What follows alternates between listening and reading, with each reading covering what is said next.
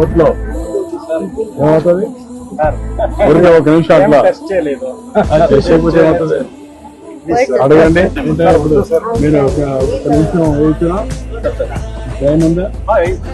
ఒక నిమిషం వేద్దాం. అయ్యింది సార్, చెక్ చేయలేదు. చెక్కింగ్ ఏం అవసరం. కరెక్ట్ చెప్పకుండా ఇట్స్ ఓకే.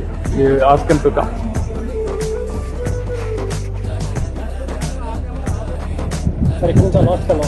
లాస్ట్కి వెళ్ళి 25 ఏళ్ళ నుంచి ప్రయత్నం చేశాం. 25 ఏళ్ళ తర్వాత పరమ సముద్రానికి వచ్చాయి.